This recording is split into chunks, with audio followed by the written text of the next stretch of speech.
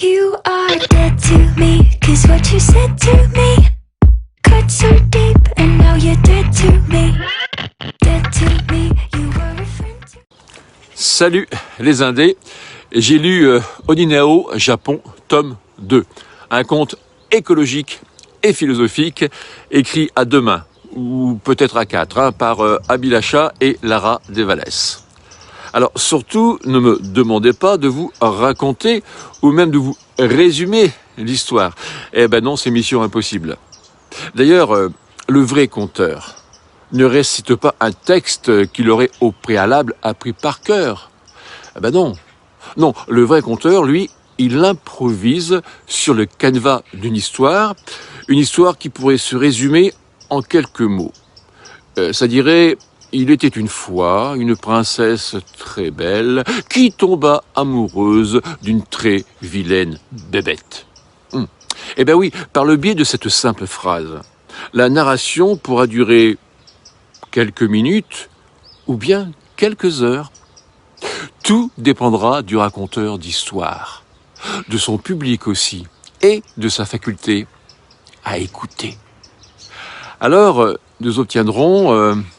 La princesse et le crapaud des frères Grimm, ou bien encore La Belle et la Bête, selon conte féerique et philosophique, publié en 1740 par Gabriel de Villeneuve et inspiré d'un conte d'Apulée.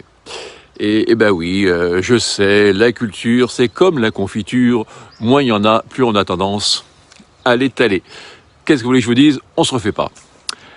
Bref, et justement, l'un des points forts de ce bouquin que nous propose Lara Devales se situe dans ce qui pourrait ressembler à une sorte d'imagination impulsive, un développement pas vraiment réfléchi, un peu comme un récit spontané qui surgirait instinctivement de l'imaginaire d'une auteure, maîtrisant néanmoins non pas son sujet, mais ses sujets. Nous obtenons ainsi une narration qui est dénuée de règles, de contraintes, de corrections ou de modifications. Ce conte, pour le moins surprenant, laisse jaillir des formes imprévues, des thèmes inattendus, des personnages déconcertants, des situations imprévisibles. L'imaginaire s'exprime en toute liberté. Ainsi, nous assistons à un mariage plutôt déroutant. Celui d'abord de l'univers des samouraïs, un système très hiérarchisé reposant sur des codes bien précis. Ceux de l'honneur, de la violence contrôlée, de la maîtrise de soi, de la perfection du geste et du corps. Et celui de la philosophie, de la sagesse que nous enseigne Dame Nature, de la simplicité. Une force ne reposant pas sur la fureur et l'impétuosité que l'on prête aux redoutables guerriers japonais. Non, une autre sagesse. Nous retrouvons dans Oninao, devenu Okito, dans ce bouquin. Et on pourrait penser que pour l'occasion, il se transformerait en shogun, une sorte de super guerrier lui aussi. Eh bien, il n'en est rien.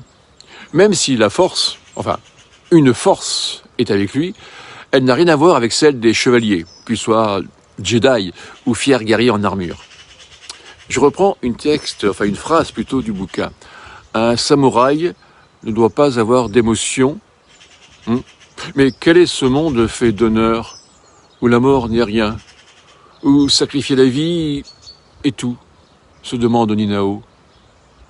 La morale de ce conte tient dans ce court paragraphe que je vous livre à présent.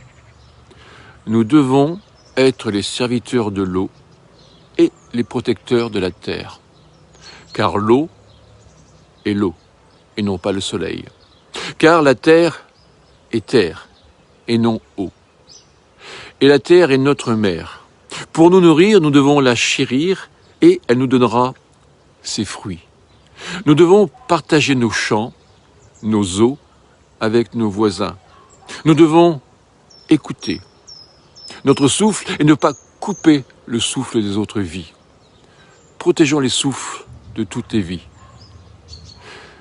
ce n'est pas un langage de samouraï, c'est celui de Ninao. Avec lui, les valeureux guerriers ont encore appris. Et nous aussi, en lisant ce conte philosophique et écologique. Voilà, les Indés. Mais bon, comme d'habitude, moi je dis ça, je dis rien, mais à bientôt pour de nouvelles aventures héroïques. Ciao!